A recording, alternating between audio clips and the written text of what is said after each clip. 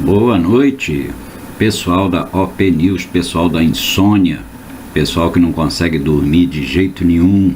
Eu sou um deles. Esse problema de insônia é brabo. Eu sei o que vocês passam, por isso que eu acho que eu arrumei uma atividade excelente para mim. Já que eu não consigo dormir mesmo, eu fico aqui batendo papo com vocês, ainda que sejam só 15 minutos, né? Mas já é alguma coisa. A gente pode conversar um pouquinho, tentar ir relaxando para cair na cama, né? A conversa de hoje que eu me propus a fazer é sobre o título aí do nosso papo da meia-noite, né? Em que país a televisão vive?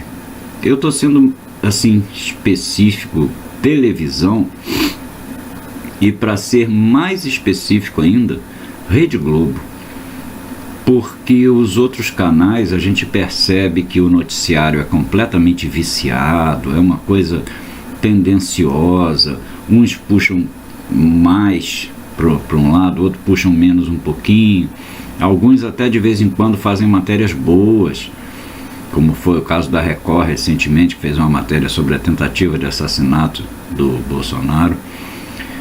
Mas a Rede Globo é uma coisa realmente muito louca. Quando a gente pensa assim como é que eu posso dizer? Num grupamento de empresas essas que, bem da verdade, né, dominam o mercado de mídia no Brasil, é preocupante, porque olha só, Rede Globo é uma, aí nós vamos para jornal, né? Folha de São Paulo também tem uma penetração muito grande, as rádios, se você é assinante da Sky, você deve ter visto lá no final da grade de programação, tem um monte de rádios ali. 90% são da Globo, CBN, esse tipo de coisa, e as outras que tem ali são Band News, que a Band News espantosamente está, a Band de um modo geral, que já foi uma dos melhores noticiários do país, está assim uma coisa patética. E aí a gente pega tudo isso, um jornal como Folha de São Paulo, uma rádio como a CBN ou a Band News, uma TV com peso, com a audiência que tem a Rede Globo, e que todos eles contam uma história baseada no mesmo ponto de vista, é aterrorizante. O caso da Globo, você vê, é até mais grave, porque a Globo não é apenas um noticiário tendencioso, né? Ela não se resume a um jornal nacional que não conta exatamente o que está se passando. O Jornal Nacional termina, aí você vai ver a novela. Olha, eu tô para ver uma novela da Globo que não tenha 45 gays contra 3 héteros. A proporção dos personagens está mais ou menos assim. E antes que alguém diga alguma coisa, eu repito, não tem nada contra gay, não tem nada, isso não tem nada a ver. Apenas é o mesmo tipo de reclamação que eu faço quando eu tento escutar uma música no rádio. Eu não quero ficar ouvindo só funk, só pagode, só sertanejo. O problema é esse, é só haver uma coisa. E eu não acho que seja apenas um acaso de quem está buscando uma audiência, de quem está... se o gay dá audiência, vamos botar todo mundo gay na novela. Se o funk está dando audiência na rádio, vamos tocar só funk. Não é só isso. Não é só isso. Você vê, se você parar para reparar, qual é a dominante das novelas da Globo? São gays, que nunca são os maus, são sempre pessoas boas, que sofrem preconceito louco, têm uma vida desgraçada. Negros, pelo mesmo motivo. Raramente nas novelas um negro aparece como um pilantra, e a gente sabe que pilantra não tem cor, nem sexo, nem nacionalidade. Se você parar para observar por esses ângulos, opção sexual, raça, conceitos como temos que abrigar bem os refugiados, quem quer que seja. E eu não estou falando de uma questão humanitária, eu estou pontuando no momento em que nós vivemos, em que o mundo inteiro está sofrendo uma crise de refugiados. De repente, o planeta Terra, todos estão se refugiando no país dos outros. É uma coisa que dá o que pensar, né? O que aconteceu com todo mundo que está indo se refugiar no país do vizinho? Será que isso é acaso? O que aconteceu que de repente uma escolha sexual, uma raça, se tornou assim o ponto principal de discussão? Eu não estou falando que não mereça sequer ser discutido, não é isso. Eu estou falando que é o ponto principal da discussão. Pessoas morrendo em guerra, países, economias de países indo à bancarrota por causa até desses conceitos.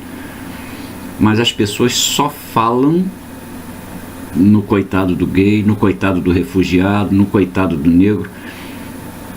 É uma coisa assim que se você for uma pessoa branca ou parda, de classe média ou quase média, que tem lá o seu emprego, conseguiu estudar até um pouquinhozinho, você é uma minoria.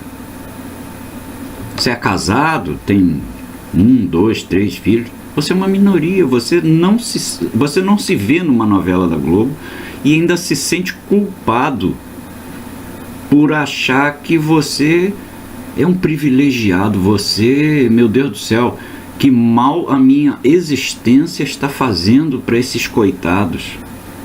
Pensa bem que coisa louca. Todo mundo assiste nas novelas da Globo, até em programas como Malhação, que é destinado a um público jovem, garotada. Os caras botam essas questões. Olha, quando eu tinha 16 anos, a minha maior preocupação sexual era tentar pegar o maior número de meninos que eu conseguisse. Só. E se de repente na turminha ali aparecesse algum amigo que fosse mais jeitosinho e tal, não sei o que, das duas uma, a gente mexia, encarnava um pouquinho, e daqui a pouco a novidade perdeu a graça e o cara ficava lá. Na minha turma tinha um garoto assim, o nome dele era Paulinho, e aí na época tinha um personagem do Chico Anísio, que era um pai de santo baiano chamado Painho. E esse pai de santo era todo fresco, né? Dizia, tô com uma dor nos quartos. Quem é mais velho aí se lembra. Pronto, o apelido pegou, né? De Paulinho virou Painho. Se vocês quiserem chamar isso de homofobia, de discurso de ódio, de preconceito, meu Deus do céu, ninguém nunca discriminou o garoto, ninguém nunca afastou ele do grupo. Pelo contrário, a gente ficava lá embaixo do prédio, ali em Copacabana, tocando violão, todo mundo ali reunido, e o garoto lá, Painho. O que é que aconteceu que de repente parece que nós brasileiros nos tornamos uma raça odiosa, que odiamos, perseguimos e procuramos tudo para prejudicar gays, negros, imigrantes? O que está acontecendo, gente? O que está acontecendo é que os principais meios de comunicação do país, se eles vendem para a gente uma história, por exemplo, uma novela, não existe mais a preocupação dos autores dessa novela em contar uma história bacana que a gente se interessa. Eu duvido você conseguir diferenciar, assim, visceralmente, uma novela da Globo de outra. Você diferencia, assim, uma característica de um personagem, uma determinada situação de um grupo de personagens, um trabalho que eles façam, um emprego que eles tenham. Agora, o tema é sempre o mesmo. o tipo de personagens também é sempre o mesmo. São gays, são negros e tal, no lado dos oprimidos, e são brancos, bonitos, de olhos azuis, do lado dos opressores.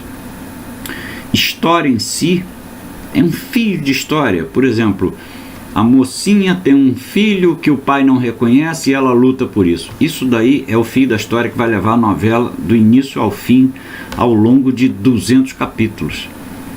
Só isso. Para prender você ao longo desses 200 capítulos, vai ficar falando dos gays, vai colocar um personagem engraçado, vai colocar um personagem muito mau que vai despertar o ódio da população. E normalmente esse personagem muito mau é engraçado, né? Ele diz um monte de coisa que nós, que não somos nem nunca fomos muito maus, dizíamos sem a menor vergonha há 20, 30 anos atrás. Assim, dizíamos naturalmente, sem nenhuma intenção de ferir, de machucar. Mas quem se lembra de Odete Roitman, que a recém-falecida atriz Beatriz Segal interpretou tão bem, numa época em que as novelas da Globo ainda tinham alguma consistência. Foi uma coisa fantástica aquela Beatriz Segal. Mas teve essa questão de emprestar ao discurso da vilã falas, conceitos que nos faziam, vendo a novela, pensar: caramba, eu sou um monstro igual essa mulher. Por quê? Porque ela dizia: eu detesto o pobre. Eu também detesto o pobre, pobreza. Eu detesto. Eu não detesto a pessoa pobre porque ela é pobre. Eu não sei quem é pobre, quem não é, eu encontro na rua, eu sei lá quanto essa pessoa ganha, se não ganha, não é isso. O que eu detesto é a pobreza de espírito, é a pobreza de conceitos, é a pobreza como personagem. O sujeito olha na novela o que é ser pobre. Aí a novela mostra para ele o que é um pobre brasileiro típico. E ele vai lá e passa a imitar em conceitos, atitudes, exatamente aquilo lá. Isso eu odeio. E a outra coisa que eu odeio é a pobreza em si. Quem é que gosta de não ter dinheiro? Pô, isso é óbvio, né? Estou eu aqui endividado para tentar pagar um conserto do meu computador, conserto esse que nem resolveu o meu problema. Ou seja, eu vou ter que gastar mais dinheiro ainda. Vocês acham que eu estou gostando disso? Quisera eu ter dinheiro para poder comprar 10 computadores novos. Mas não tenho. Por quê? Porque eu sou um falido desgraçado. Vocês acham que eu gosto disso? Ninguém gosta. Então vem a Rede Globo ali dizendo: você tem que... o pobre é um coitadinho oprimido. Eu não sou oprimido, não. Mas não sou mesmo. E eu vejo pouquíssimas pessoas nessa condição de oprimido. Pouquíssimas. Normalmente são pessoas que têm lá seus problemas, as suas... Cada um sabe onde seu calo aperta, mas daí a você poder parar e pensar: eu sou um oprimido, vai uma distância muito grande. Então é nesse universo que a programação da Globo transita. Um jornal que mente descaradamente, que mostra pesquisas de opinião que são de outro planeta, não são do planeta Terra, empatando Bolsonaro com Marina. Uma coisa... Bolsonaro chega no aeroporto, uma multidão está do lado. Marina chega, 2, 3 pessoas, né? Então a televisão mostrando no jornal esse tipo de mentira, mostrando na novela uma estrutura de sociedade que a gente não vive, nunca viveu, e é pouco provável que vá viver algum dia, porque é uma sociedade... Meu Deus, eu não quero viver num mundo como é o da novela da Globo, não. Uma sociedade fria, uma sociedade que tudo... Não, nós temos que pensar, temos que resolver isso no diálogo. É o correto.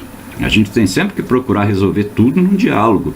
Mas quantas vezes na sua vida você já não teve vontade de meter a mão na cara daquele safado que te deu uma volta, que te disse um desaforo, que prejudicou alguém que você ama?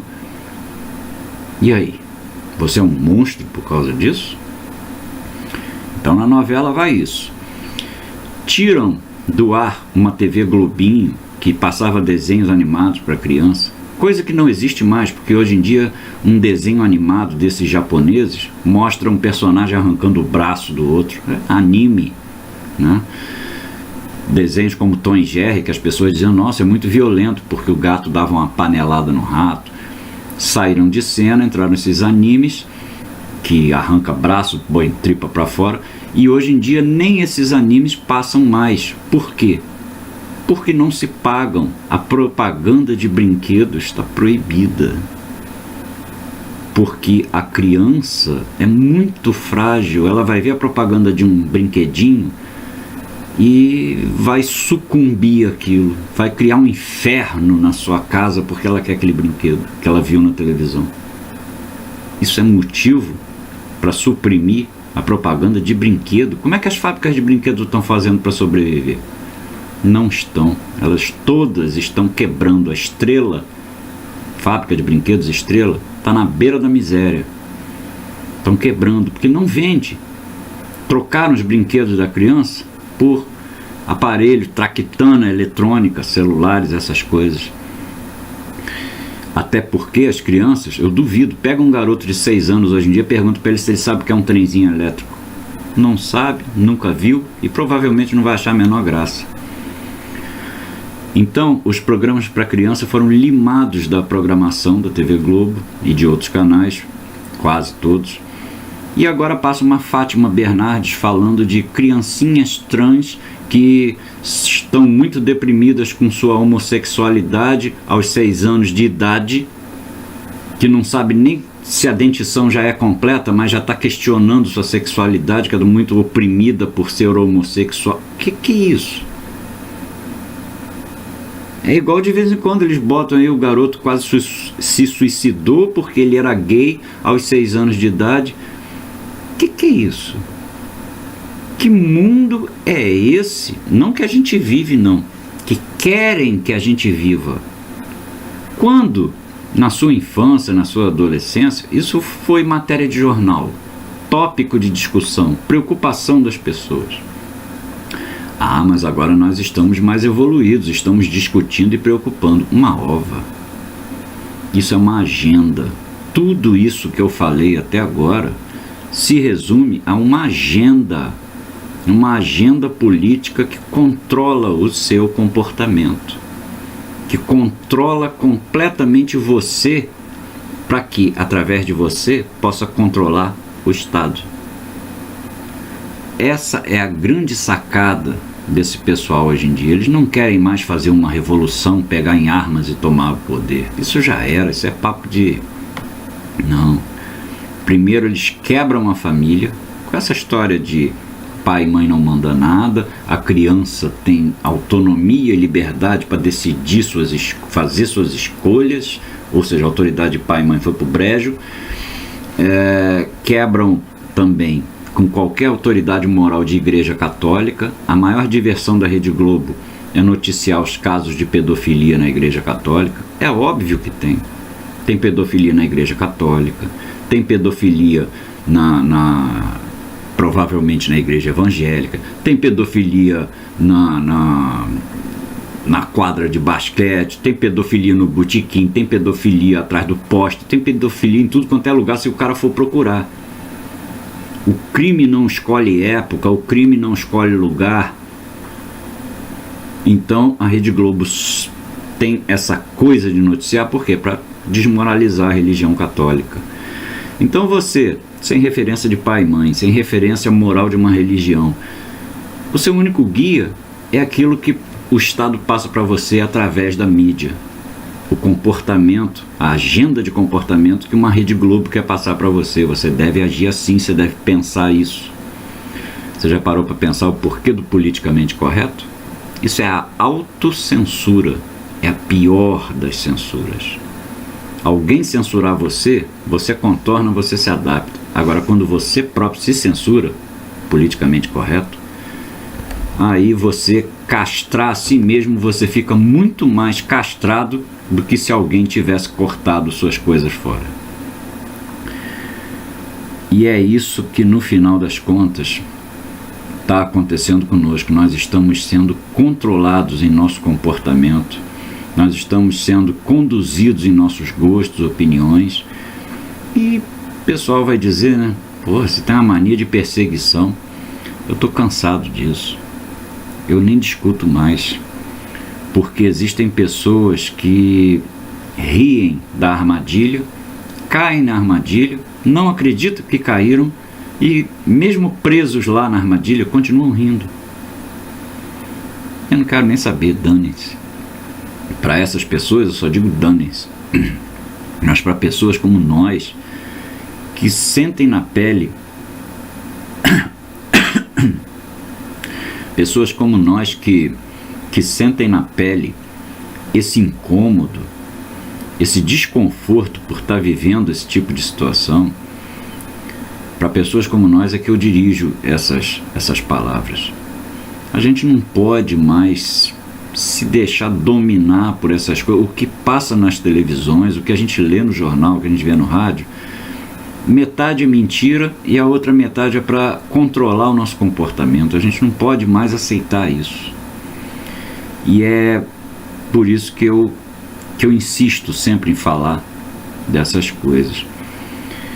Eu espero que a próxima vez que vocês me virem acendendo um cigarro aqui, vocês digam, pô, cara, para de fumar porque isso faz mal. Até, embora eu possa dizer para vocês, uma recente pesquisa feita nos Estados Unidos mostrou que, comparando os índices a incidência de câncer no pulmão de 2016, se não me engano, com a incidência de câncer no pulmão da década de 70, não houve decréscimo. As taxas se mantiveram estáveis. Ora, cessada a causa, não cessam os efeitos? Se houve uma redução brutal do número de fumantes nos Estados Unidos, por que é que também não houve alguma redução, pelo menos, na incidência de câncer de pulmão? Eu não estou dizendo que o cigarro não faça mal, não é isso. Mas talvez não seja um suicídio que a televisão aponta. Então, a próxima vez que vocês me verem acender um cigarro aqui, digam, pô, não fuma não, faz mal, vocês estão certos. Mas que seja só por isso. Pô, não fuma não, faz mal, só isso. Porque eu já passei pela experiência de estar numa esquina esperando para atravessar a rua, acender um cigarro e a pessoa do meu lado fazia assim, por causa da fumaça. Enquanto em frente a ela, na rua, passavam 200 mil ônibus com um cano de descarga com a boca dessa grossura, soltando aquela fumaça preta de óleo diesel, mas isso não ofendeu o nariz daquela senhora. O reflexo dela é condicionado. Ela aprendeu na televisão que ela tem que fazer assim quando tiver um cigarro perto. Mas o ônibus esfumaçando tudo, não. É esse tipo de controle que eu defendo que tem que acabar. Eu nunca vou fumar no elevador, eu nunca vou fumar dentro de um ônibus, mas eu posso fumar numa boate. As pessoas vão para a boate para beber um monte de bebida forte, comer um monte de comida gordurosa, ficar num ar-condicionado gelado e ao mesmo tempo dançando até suar, aí fica com as costas molhadas de suor, de costa para o ar-condicionado gelado. Ou seja, a gente vai para uma boate só para jogar a saúde da gente no lixo, e eu não posso fumar lá dentro? Olha que loucura. Isso é controle comportamental. E é por isso que, como eu falei da Sky, né? Quem tem Sky aí deve ter visto passar durante muito tempo Lula, o Filho do Brasil. Deve ter notado que todos os canais que passam filmes nacionais, nos últimos tempos, estavam passando apenas aqueles filmes, assim, os mais esquerdistas possíveis. Filmes antigos. Antigos que eu quero dizer, década de 90. Coisas panfletárias. Nada disso é acaso. Então liberte-se desse controle, liberte-se mesmo. Não tome as coisas que passam pela televisão como verdades absolutas, como caminhos a seguir, como um padrão de comportamento. Seja quem você quer ser. Eu acho que o grande segredo é o seguinte: não façamos ao outro aquilo que nós não queremos que faça com a gente. Só isso. De resto, esquece o politicamente correto, esquece essa preocupação enlouquecida com as ditas minorias. Respeite, mas não endeuse. Respeitar é o correto. Apenas respeitar, aceitar e pronto. Incluir, se você tem um amigo, o importante é você ter um amigo. Isso é importante. Tenha amigos. Se eles são pretos, gays, isso você não devia nem ter reparado. Não é nem motivo de discussão. Então não vamos levar as coisas a esse nível de histeria, de paranoia que nós estamos vivendo. Eu acho que a nossa conversa de hoje não foi muito assim para dar sono, mas eu estava com essas coisas engasgadas na garganta. Eu precisava dizer isso. Eu espero que eu não tenha apurrinhado muito vocês. São agora 00:27 e o nosso papo da meia-noite vai ficando por aqui, até porque eu pelo menos não consegui ficar com sono não, eu consegui ficar irritado com essas coisas que eu disse, mas eu acho que o sono vai vir pelo quanto de relaxado eu vou poder ficar depois de ter posto tudo isso para fora. Coisas essas que eu nunca vi ninguém falar na televisão, ninguém falar no rádio, nem mesmo na internet, nesses canais. Poucas vezes se falam sobre esse controle comportamental. As pessoas têm medo de serem chamadas de loucas, de paranoicas, desse tipo de coisa, porque é um medo compreensível, né? Mas, antes de você tirar suas conclusões finais, observa a sua volta. Veja bem a programação das TVs, leia bem para onde o jornal quer te levar, para onde a novela quer te levar, o que eles querem te vender como comportamento, como o que você tem que gostar, o que você tem que fazer, como você tem que agir. Veja se eles não estão querendo dar uma de babá do seu comportamento. Observa, tira suas conclusões e aí você haja da maneira que você achar que deve agir. Ok? Então já são 00:29, o nosso papo da meia-noite fica por aqui. Eu agradeço muito a companhia de vocês. Quem me viu hoje, quem não me viu hoje vai ver depois, ou mesmo quem não vai me ver à meia-noite nunca, mas de vez em quando dá uma olhadinha nos nossos boletins, eu agradeço demais. Nós precisamos dessa força, a gente está recomeçando, né? A gente precisa de vocês, precisa passar a nossa mensagem adiante. E aquelas pessoas que pensam como nós, pensa exatamente igual, ou quase igual, ou mais ou menos igual, não custa nada dar uma clicada e compartilhar. Isso ajuda ao canal, a Open News, e ajuda a própria pessoa que está passando adiante uma mensagem com a qual ela concorda, e ela pode estar colaborando para que aquele tipo de coisa acabe, melhore, quem sabe, né? Então, olha, gente, 00:30 agora, vamos encerrando. Desejo uma boa noite para todos vocês, descansem em paz, relaxem bastante, porque amanhã é dia de branco e o perrengue começa todo de novo, porque é dia de ganhar a vida que ninguém ganha pra gente. Falou, gente? Um abraço e até amanhã. Tchau.